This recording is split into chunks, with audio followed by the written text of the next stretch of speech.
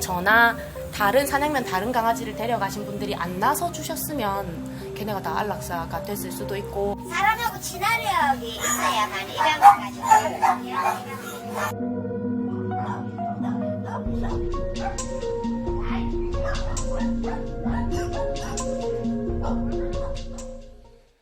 네, 노태민 정의당 대변인 김은태 변호사 그리고 콜롬보 김민욱 기자 오늘 자리 함께 하시고요. 저희 시사만사에서 지난해 3월 이 소식을 첫 소식을 저희들이 전해드렸습니다. 거의 뭐 이제 1년 가까이 시간이 지났는데 김 기자, 예. 많은 사람들이 좀 궁금해하는 것 같아요. 이 84마리 강아지들 그동안 어떻게 됐는지 돌아보고 왔다면서요. 네, 그렇습니다. 그래서 오늘 먼저 이야기에 앞서서 이 지난해 3월 경남 통영으로 한번 가보시겠습니다. 지난해 봄 경남 통영 산골 마을에 있는 집입니다. 개들이 짖는 소리가 마을을 울립니다. 집 마당으로 들어가 보니 아수라장이나 다름없습니다. 70대 노부부가 사는 이곳에 있는 개들은 모두 84마리. 2마리에서 시작해 이처럼 불어난 겁니다. 개들을 키우던 노부부의 건강 상태가 나빠지면서 개들은 거의 방치 상태였습니다. 이런 상황을 지역 동물단체가 알게 됐고 연락을 받은 통영시청은 84마리 개들을 모두 구조했습니다. 이게 분양이 안 되면은 지금 관련 규정에 따라서 저희들이 처리를 해야 되는 상황인 것 같습니다. 맞습니다. 그때 그 반려견 전부를 구조를 하긴 했었고요. 안락사 될 위기를 맞을 수도 있다 이런 이야기도 나왔었는데 그래. 지금 그 개들은 지금 어떻게 되고 있습니까? 예, 당시에는 이제 그 개들이 이제 방치되면서 네. 사실상 이제 들개화된 거였거든요. 네네. 또한 이제 다 큰 성견이고 또 덩치가 큰 이 믹스견이어서 네. 입양자를 좀 찾기가 어렵지 않을까 하는 걱정이 많았습니다. 네. 저희가 한참을 수소문한 끝에 이 개들을 입양한 시민이 있다는 얘기를 들었는데요. 경남 통영으로 찾아가 봤습니다. 경남 통영 시내의 한 카페. 이 카페를 운영하는 34살 김지혜 씨 자매가 반려견 블랑과 함께 놉니다. 간단한 게임을 하며 친밀감을 샀습니다. 손, 옳지. 블랑 다른 손, 옳지. 블랑 엎드려, 옳지. 생후 1년 된 이 반려견은 지난해 3월 노부부의 자택에서 구조됐다가 지혜 씨 가족에 입양됐습니다. 아무도 입양을 하지 않으면 안락사 위기에 처할 것이라는 소식이 알려지면서 지혜 씨는 입양을 결심했습니다. 품종이 없는 믹스견이라는 것도 입양할 때 전혀 문제가 되지 않았습니다. 블랑이 아니라 뭐 다른 강아지를 데려올 수도 있었겠지만 어쨌든 저나 다른 사냥면 다른 강아지를 데려가신 분들이 안 나서 주셨으면 걔네가 다 안락사가 됐을 수도 있고. 이제 블랑은 지혜 씨가 키우는 반려고양이 2마리와 함께 없어서는 안 될 또 하나의 가족입니다. 지능은 제가 볼 때는 거의 다 알아듣거든요. 2-3살? 진짜 똑똑한 개들은 5살 정도 되는 것 같아요. 사람으로 치면. 근데 그 상태에서 더 이상 자라지 않는 거예요. 그걸 길게는 20년까지 키운다는 각오로 키우는 거죠. 경남 통영의 한 농장. 생후 1년 된 반려견 쪼꼬가 마당에서 열심히 뛰어다닙니다. 10살 민우군과 9살 예영양은 빠른 쪼꼬와 잡기놀이에 시간 가는 줄 모릅니다. 쪼꼬도 마찬가지로 지난해 노부부 집에서 구조된 새끼 강아지인데 민우네 가족의 식구가 됐습니다. 제가 여기서 잘 때가 있는데 왔을 때 쪼꼬가 막 좋아하면서 될 때가 가장 좋아요. 짜증나가지고 갈 때가 있었는데 제가 짜증나도 그냥 활발하게 와가지고 좀 기분이 좋았을 때가 있어요. 민우네 가족 역시 입양을 하지 않으면 안락사 될 수 있다는 말에 반려견을 데리고 왔습니다. 키우는 건 쉬워도 책임지는 게 가장 어렵다 생각을 해요. 그래서 솔직히 저는 유기견이나 유기묘들 보면 참 사람이 예쁠 때는 좋다 하고 이게 버리는 게 너무 안타까웠어요. 이게 블랑도 그렇고 쪼코도 그렇고 이거 참 좋은 가정으로 간 것 같아요. 근데 84마리 중에 이렇게 일반 가정으로 분양된 사례는 그렇게 많지는 않죠. 네, 84마리 중에 네. 그 강아지 15마리 그리고 성견 11마리가 이제 개인 가정으로 입양이 됐는데요. 네. 이제 그 사납지 않은 개이거나 아직 어려서 훈련이 가능한 강아지들이기 때문에 이제 네. 좀 입양이 가능했던 것 같습니다. 그리고 통영의 동물단체에서 또 SNS를 통해서 적극적으로 이제 홍보를 한 결과 네. 입양하고 분양될 수 있었다고 합니다. 개인적으로 전화도 엄청 많이 했고 만나는 사람마다 강아지 한 마리 키워주세요. 강아지 한 마리 키워주세요. 그리고 제 각종 SNS에 글을 계속 올렸어요. 그래서 진짜 기적처럼 사람들이 연락이 와서 한 마리 한 마리씩 데려갔죠. 참 정말 감사한 분들입니다. 그러면 전체 84마리 가운데 26마리가 입양됐고 그러면 남은 58마리 어디로 갔습니까?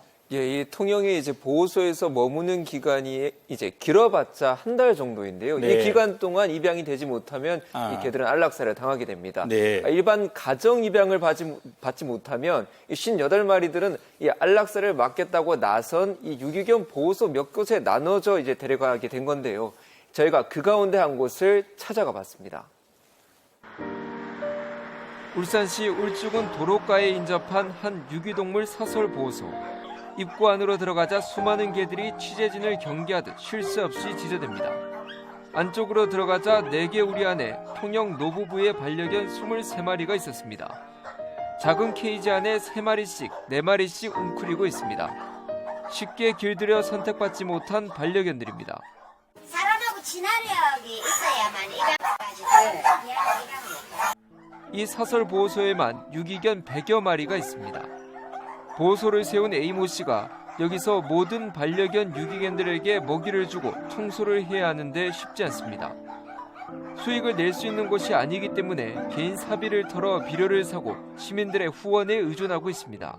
나한테 이익이 생겨서 데리고 있는 게 아니고 그냥 살아있는 생명이니까 그냥 내가 뭐 다른 거는 크게 못 해줘도 친구들 뭐 지치다거리 해주고 밥은 먹이니까. 이게 이 사설 보호소가 이 정도 열악한지는 참 미처 몰랐습니다. 그러면 통영에서 개인 입양되지 못했던 그 58마리는 뭐 정도의 시설 정도의 차이는 있겠습니다만은 대부분 이런 사설 보호소에 갔다는 이야기겠죠. 네, 그렇습니다. 방금 보신 그 사설 보호소에 23마리가 갔고요. 네. 그리고 나머지 3개의 사설 보호소에 7마리, 8마리, 20마리, 총 58마리가 이 사설 네. 보호소에서 이제 보호를 받고 있습니다.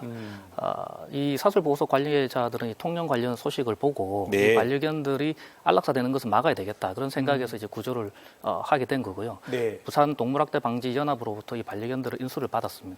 그 한편 통영시는 이 반려견들에 대한 뭐 의료 검사라든지 중성화 수술 명목으로 네. 반려견 한 마리당 30만 원, 총 한 1,700만 원 정도의 예산을 지원했다고 합니다.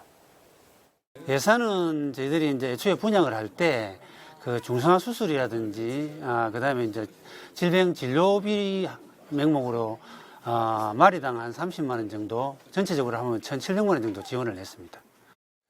그래도 58마리 모두가 이렇게 죽임을 당하지 않고 기본적인 의료 지원을 받은 거는 참 천만다행입니다만은 그래도 이 가정으로 입양된 경우와 이 사설 보호소로 이거 들어간 경우 이 환경이 너무 대비되는 것 같아요. 다른 방법은 없었을까요? 예, 그렇습니다. 이 지자체에서 지금 이 운영 중인 이 보호소는 이 포화 상태다 보니까 이곳에서 한 달 정도 보호하다 결국 안락사할 수밖에 없는 건데요. 저희 시사만서도 지난해 지자체 유기동물 보호센터에 안락사 현장을 취재한 적이 있는데 다시 한번 보시겠습니다. 유기동물 보호센터 한켠에 들어가자 냉동고가 보입니다. 바로 안락사한 유기견 사체를 보관하는 곳입니다. 냉동고 문을 열자 작은 유기견 사체가 의료 폐기물 통에 담겨 있습니다. 기껏해야 서너 살밖에 되지 않은 어린 유기견입니다. 믹스견, 이른바 잡종견인데 아무도 입양하려 하지 않았고 한 달을 기다리다 결국 안락사됐습니다. 전국적으로 한 해 버려지는 유기동물은 10만 마리. 새로 입양되지 못하면 병들어 죽거나 안락사되는 것이 오늘날의 현실입니다. 주인이 없다, 나타나지 않는다라고 하면 사실 계속해서 저희가 보호하면서 관리하기 너무 힘들기 때문에 안락사를 시킬 수밖에 없는 경우가 있고요. 또는 너무 아픈 애들, 얘는 진짜 너무 아파서 보호자분이 그냥 아마 비용 부담 때문에 버렸나 싶을 정도로 몸 상태가 안 좋은 애들도 있습니다.